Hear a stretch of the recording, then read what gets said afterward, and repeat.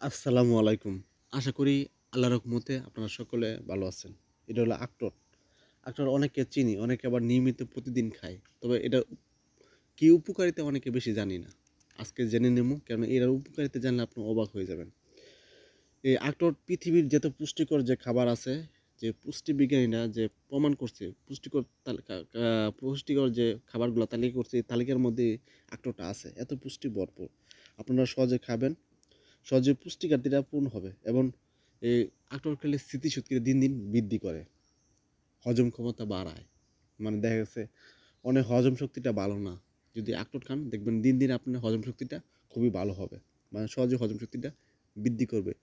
আখরোট খালি আপনার ত্বকের স্কিনে ব্রাইটনেস উজ্জ্বলতা বাড়ায়, মানে দিন দিন আপনি ফর্সা হইতে পারবেন। এবং চুলের গোড়া, অনেকে আছে কম বয়সে চুল পড়ে যায়, এই চুলের গোড়া শক্ত মজবুত হয় আখরোট খেলে।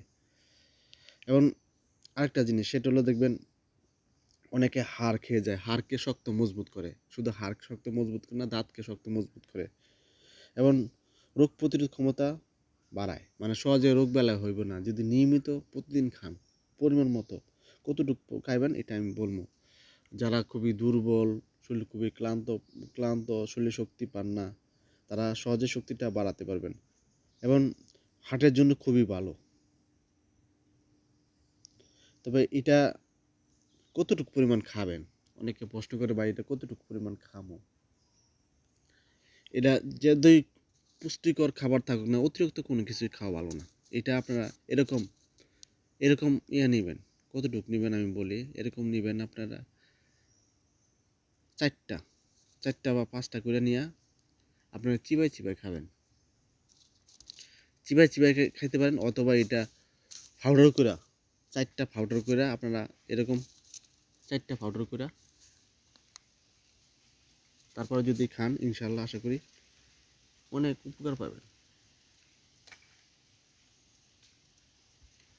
যারা ভিডিও দেখেন, ভিডিও দেখার পরে যদি উপকৃত হন, যদি ভালো লাগে, অবশ্যই পেজটা ফলো দিবেন। ফলো দিলে এটাই, যখন আমি নতুন নতুন ভিডিও আপলোড করবো তখন আপনারা সহজে দেখতে পাবেন। যারা ইউটিউবে দেখবেন তারা অবশ্যই সাবস্ক্রাইব করবেন, আপনাদের সাবস্ক্রাইব অনেক অনেক মূল্যবান। আর বিশেষ করে সবচেয়ে পুষ্টিকর খাবারের মধ্যে কাঠবাদাম আছে, আখরোট আছে, মিষ্টি কুমড়া বিচি আছে, এইসব খাবার তালিকা রাখবেন।